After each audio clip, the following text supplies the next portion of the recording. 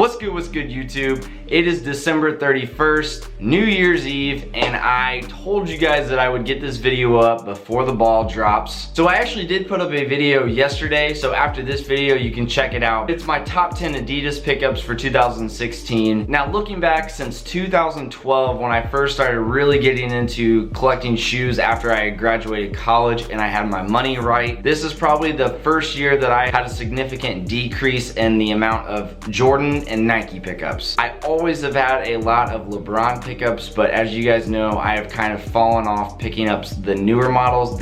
Nothing has been doing it for me. I can't just rock something just to rock it for the person. I actually have to really like the shoe. Let me know where you guys had these fall in your list, if you even have them in your list, or what I missed out on that you think I should have had in there. So including some of the pickups that I got from Champs this year, I had 10 exact Jordan pickups. I narrowed that down to my top 7. Why 7? I have absolutely no idea. I just decided to go with 7. I have absolutely no reason. I just decided on 7. So my number 7 on the list is gonna have to go to the Jordan 7 Doernbecher. The only reason why this one is not higher on my list is just because I have not had this shoe for a very long time. I actually just showed this in a video from last week. Overall, it's just one of the better colorways of any 7 that's out there. It does feel like deja vu since, like I said, I just had these up in a video, so there's not really much else that needs to be said on these. If you guys do want to see an extended review, an unboxing, on feet, any of that stuff for any of the ones that I have on my list, I will link those below. My number 7 for the year, Jordan 7 Doernbecher. Damien, Phillips, Doernbecher Hospital, big shout outs to you guys for this, and Jordan Nike for obviously putting the collaboration together. Number 6 on the list is gonna have to go to the Air Jordan 1 High in the metallic navy colorway. For this year, for me, there was just not a ton of one releases that I was really interested in. I did not like the reverse shattered backboards at all. I don't know if the shoe had ever been retroed previous to this year. One of those sleeper pickups. I still cannot believe that it's sitting on shelves. Navy blue is like my favorite color of all time. Putting that on a Jordan 1, getting the OG treatment, you could not go wrong with this shoe. Just with the swoosh being that metallic and then obviously that back, just man, it really makes it pop. This is one shoe I definitely would have regretted if I would not have picked up. Number 5 on the list is my only Air Jordan 12, and this year being the year of the 12s, I don't think a lot of people would have put these on their list. Put a picture up right here, the public school, I can't think of the actual name of them, and that's where I initially saw that colorway that made me fall in love with this particular one. And then for whatever reason, I think a lot of people were not feeling these because of the neoprene. The material that's on this is supposed to make it waterproof. I'm usually not a fan of the white outsoles, but this would have looked really clunky if they would have made it black. I've only worn them one time, so I've kept really good care of them. I really do want to see if anybody actually did have these on their list for this year, because I have not seen anybody put this particular colorway on it. So here's your number 5 pick, the Jordan 12 Neoprene. Number 4 on the list would be the Air Jordan 10 OVOs, the collaboration with Drake that dropped at All-Star Weekend. Another shoe that I took a complete L on when they dropped. I think a lot of people are turned away from this one, being it's an all black shoe. People think they're clunky or they just don't look as good. That stingray on the upper, the smoked out outsole where you can see the OVO out on the inside. Cannot go wrong with it. I have wore this now 5 times and you would not be able to tell at all. Outsole that's being like a translucent or like a dirty look to it almost helps blend it in, and it's really easy to clean up. Durability, wearability, all of those things obviously go into what decides what falls into a top list or the top pickups. So number 4 on the list, Drake Air Jordan 10 OVO. So getting into the top 3 now. First one of those 3 to top off the list will be my number 3 on the list, and this is the Air Jordan 4 in the OG treatment with that beauty Nike Air on the back. Last time they re-retroed this shoe, they did not do it justice at all. They went ahead and hit us with the Nike Air along with the Nike swoosh on the bottom, Nike Air in the bottom as well. It doesn't matter if you're a sneakerhead, if you collect shoes, when people see this shoe, they're automatically drawn to it. I was extremely happy to pick these up, and now thinking about it, these actually did drop around All-Star Weekend last year. I'm gonna go out on a limb and say anybody who makes a top 10 video will have these on their list. I think it's damn near impossible possible that somebody could leave this particular shoe off of the list. Number 2 on the list, the Air Jordan 11 Space Jam. Not really much else has to be said because I have just made a video on this shoe and talked about how my experience went with the drop on these. I am 100% happy with the shoe. The cuts of the patent leather being more like the OG. One of the things I've always loved about the Air Jordan 11 is the originals, when you could see the actual white that's tipping off from the leather onto the nylon there. The stitching on the back for the 45 just makes it look that much better. And that Jumpman, I should put a little Yeezy underneath that. I know a lot of people did not appreciate and like how high the patent leather cut was, but to me, I think it makes the shoe look a lot better. Getting them in hand will completely change your mind, just like everything else. This is the kind of stuff that I really appreciate from Jordan Brand, especially with the packaging and all that they put into it. The Air Jordan 11 Retro Space Jam. One particular shoe that should just be standing out right in front of you as to what the number 1 shoe is. My favorite Jordan model, and it's also one of my very favorite colorways on any shoe ever, without a doubt. Air Jordan 1 Retro OG High in that Bred